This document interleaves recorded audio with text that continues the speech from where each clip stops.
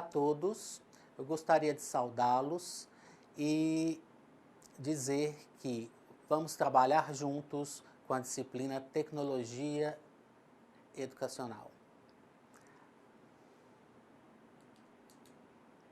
Bem, meu nome é Marcelo de Miranda Lacerda, eu sou professor do Instituto Federal do Norte de Minas, campus Pirapora, doutor em Educação e membro do GPDU, Grupo de Pesquisa Educação Digital.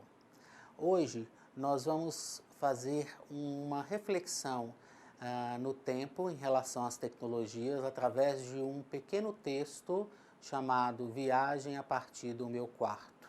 Vamos vislumbrar, pensar um percurso em relação às tecnologias na educação e nas nossas vivências e trabalhar alguns conceitos básicos. Como apresentação, na verdade eu já me apresentei, já me adiantei, sim. Posso complementar que trabalho com língua espanhola no ensino médio e com algumas disciplinas no ensino superior e na pós-graduação. Minha linha de pesquisa é a tecnologia, sim, na educação e em demais contextos. Tenho trabalhado recentemente com games e gamificação no ensino de língua espanhola, na educação básica e o letramento digital, por meio dos games e da gamificação. Alguns momentos, algumas reflexões que nós vamos ter aqui hoje vão ser abordados também nos fóruns, com o intuito de refletir e discutir esses temas, como um prolongamento, né, um extra desse momento que nós estamos tendo aqui agora. Aqui, na apresentação, eu trouxe uma reflexão, uma citação de Bax e Schlemmer, que diz: os seres humanos interagem no viver e conviver com outros seres humanos em congruência com o meio. Lá na frente, nós vamos perceber que nós, seres humanos, interagimos, inclusive é um dos conceitos que nós vamos trabalhar hoje, interação, no viver e no conviver, né, um conceito muito utilizado na sociologia, com outros seres humanos e não humanos também, de acordo com Bruno Latour, em congruência com o meio, esse meio que pode ser físico ou digital. Então, viagem a partir do meu quarto. Eu escolhi esse texto porque ele traz uma reflexão muito interessante e ele vai ao encontro do que nós vivemos hoje, né, em momento de isolamento social, onde estamos passando mais horas dentro de nossa casa, dentro de nossos quartos, dentro daquele ambiente que a gente denomina de casa, de lar, sim? O texto está nesse QR Code, quem quiser fazer a leitura junto comigo, fique à vontade. Ele é um pouco extenso, mas é muito interessante. Vamos lá. Viagem a partir do meu quarto, por André Lemos. O ciberespaço é um espaço de fluxos. Ele nos coloca em meio a processos de mobilidade móvel ou imobilidade móvel, de contatos sem presença física, de deslocamentos imaginários. No século XVIII, o francês Javier de Maistre escreveu uma obra, Viagem ao redor do meu quarto, 1794, ironizando os grandes aventureiros que, após suas conquistas, escreviam narrativas de suas viagens ao redor do mundo. De Maistre vai, pela sua imaginação, levar o leitor a uma imagem sem deslocamento físico, através de descrições detalhadas dos objetos do seu quarto, sem se mover. De Maistre induz ao leitor uma viagem imaginária. Quase 3 séculos depois, cada um de nós, internautas, faz a mesma coisa, viagens imaginárias a partir dos nossos quartos. O ciberespaço tem nos dado a possibilidade de sermos anjos, espectros vagando na velocidade da luz. Ele cria a figura de cyberflâner.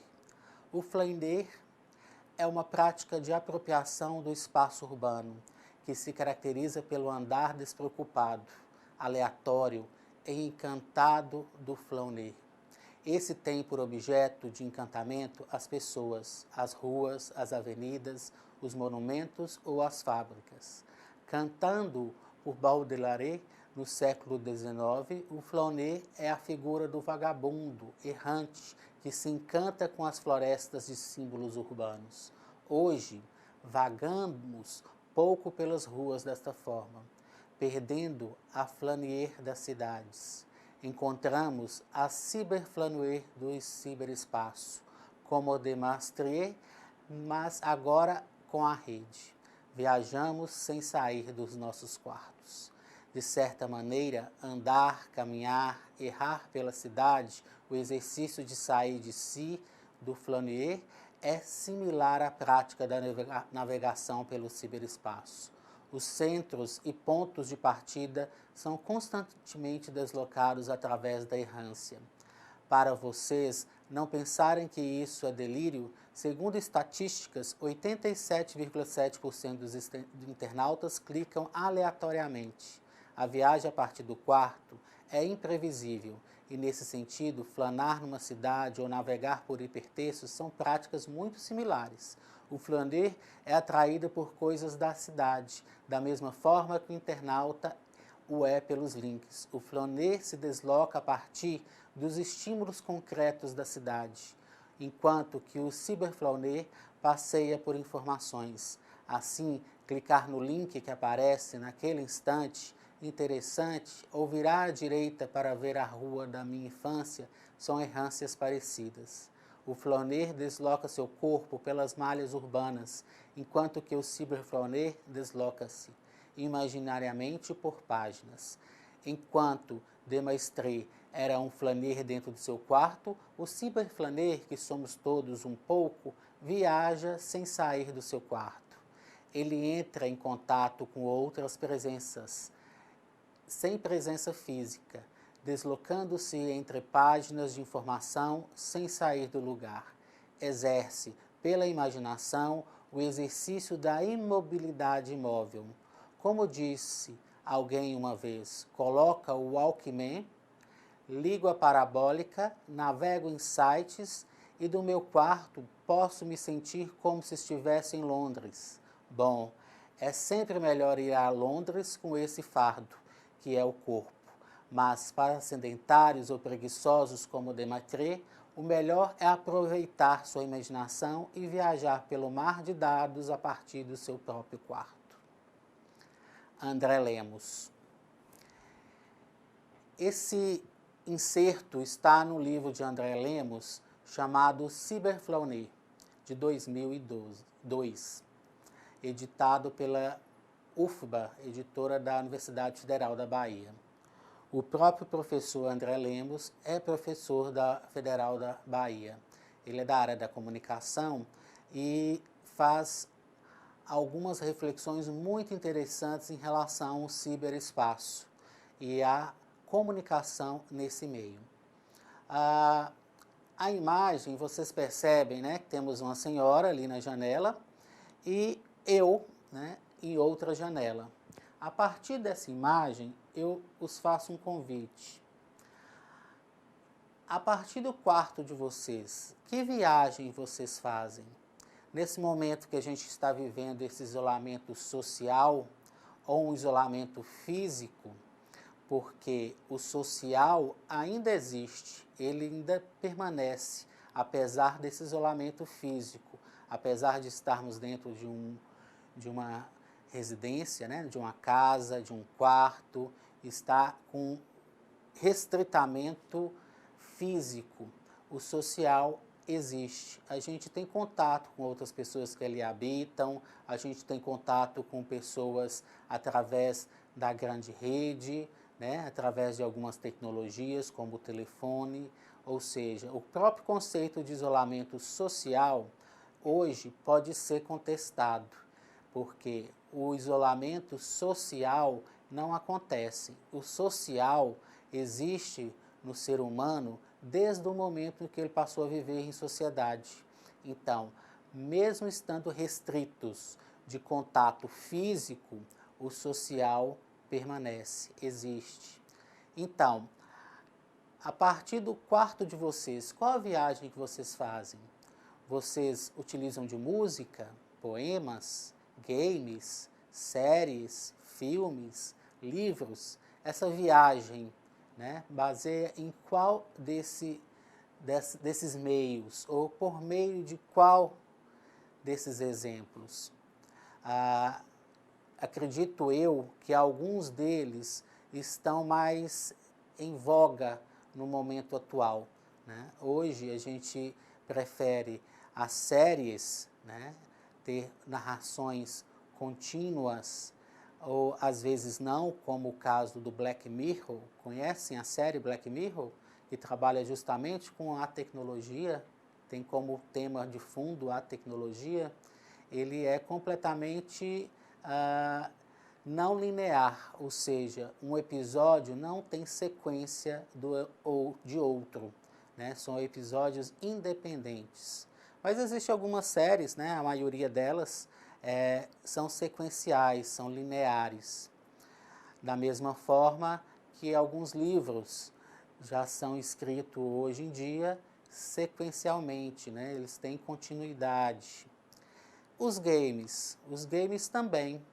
Os games, a partir de uma narrativa, pode ser criado toda uma série, pode ser criado um outro game, um livro, um filme, né? Através de uma música, pode ser criado uma cena ou um episódio de um game, de uma série e por aí vai. Mas qual é a viagem que você faz a partir do seu quarto? Qual o papel da tecnologia nessa viagem? Onde está a tecnologia? É uma reflexão que eu vou propor a vocês a partir de agora. Vamos pensar um percurso, vamos pensar um caminho, vamos pensar em relação à tecnologia, onde estamos, o que nós sabemos, o que nós conhecemos. Eu uso tecnologia, eu me aproprio das tecnologias, eu tenho as tecnologias como uma ferramenta a ser utilizada, ou a tecnologia é muito mais do que isso? O que seria tecnologia? Qual o conceito da tecnologia? Se vocês perceberem, né, estamos em 2020. Essa data é muito interessante se a gente pensar que 2020 é o ano onde quem nasceu no século 21, né, em 2001, está completando 18, 19 anos e está ingressando na universidade. Se a gente pensar nas licenciaturas, esse indivíduo que nasceu no século 21, e para isso existem várias denominações, sim, ele agora entra numa universidade, entra numa licenciatura e vai se formar professor. Ele vai formar pessoas nascidas no século 21.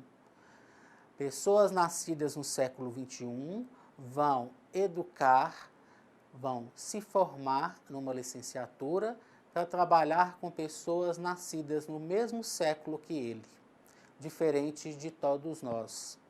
E será que esse indivíduo ele vai ser formado com uma educação pensada, voltada para ele, para formar indivíduos nascidos no século 21? Existe uma interrogação muito grande aí. Talvez daqui a alguns anos, daqui a uma década, duas, a gente tenha uma resposta em relação a isso. Quais as dificuldades, qual o enfrentamento, se a licenciatura vai conseguir dar conta desse indivíduo nascido no século 21, se a licenciatura vai sobreviver a este momento com os moldes que tem hoje em dia. Mas, enfim, onde está a tecnologia? O que é tecnologia? Sempre que a gente pensa em tecnologia, nos remete à ideia de um computador. Mas o conceito de tecnologia é muito anterior ao computador ou à internet. Se a gente pesquisar no Google, a gente tem a tecnologia como um produto da ciência e da engenharia, que envolve conjuntos de instrumentos, métodos e técnicas que visam a resolução de problemas. É uma aplicação prática do conhecimento científico em diversas áreas da pesquisa. Esse conceito está bem próximo, né, do trabalhado dentro da engenharia. Mas, segundo Longo, tecnologia é um conjunto de conhecimentos científicos ou empíricos empregados na produção e comercialização de bens e serviços, quando do desenvolvimento interno com sucesso material, tanto para o produto como para o processo. A organização adquire competência nessa tecnologia. Aqui a gente já percebe que a tecnologia é encarado como uma técnica, um método. Mas tecnologia e técnica são coisas diferentes. Sim? Então, eu vou disponibilizar um texto para vocês lerem e a gente discutir melhor esse tema em um fórum. O que seria tecnologia? O que seria técnica? Qual a diferença de técnica para tecnologia? E as tecnologias digitais? Vejam bem, quando eu disse que quando a gente pensa em tecnologia, nos remete, nos vem a imagem de um computador ou de qualquer coisa relacionada à grande rede, a gente pensa em tecnologias digitais. As tecnologias digitais, sim, são todos esses aparatos relacionados ao meio digital, que eu também posso chamar de cybercultura ou da cultura digital. As demais tecnologias podem ser analógicas, podem ser híbridas, podem ter outra natureza. Aliás, eu só estou falando aqui para vocês hoje através de tecnologias, tanto analógicas quanto digitais. Uma tecnologia, ela não sobrepõe a outra, ela não anula a outra. Elas vivem, convivem, congruem em um espaço. Ela existe, ao mesmo tempo, uma independente da outra. A gente não pode anular as tecnologias analógicas em virtude das tecnologias digitais, por serem mais contemporâneas, por serem inovadoras, por serem atrativas aos olhos. Sim, as tecnologias analógicas estão aí. A porta que eu abro para entrar no meu quarto é uma tecnologia. A caneta que eu uso para assinar um documento é tecnologia. As roupas que eu estou usando nesse momento são tecnologia. A tecnologia é um conceito muito mais amplo do que a simples imagem de um computador ou de qualquer coisa relacionada à internet ou à grande rede. Sim? Então, depois de vislumbrar esse percurso, sim, de pensar sobre tecnologia, técnica, natureza das tecnologias, eu proponho essa reflexão. Onde estou? Em 2020, qual o meu contato com as tecnologias? Eu sou um consumidor ou eu sou um produtor de tecnologia? Outra pergunta. Como professor ou um profissional da educação, o que eu tenho que ensinar? O que eu tenho que trabalhar com o meu aluno na prática? Eu tenho que fazer dele consumidor ou produtor? Que tipo de consumidor? Que tipo de produtor? Alguns teóricos já chipam. Conhece essa palavra? Chipar? Também já é uma palavra contemporânea, né? Bastante atual. Os jovens usam muito. Chipar seria juntar, aglutinar, se a gente for pensar no processo de formação das palavras.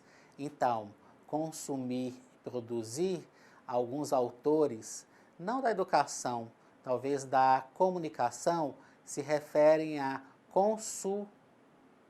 produtor ou algo assim, né? Chipam, consumir e produzir. E um indivíduo que consome, mas também produzem tecnologia. Tecnologia é conhecimento, tecnologia é informação, informação é conhecimento. O que vocês acham? Eu acho que é tema para mais um fórum. Mas isso a gente vai discutir mais à frente. Então encerramos agora a nossa primeira videoaula.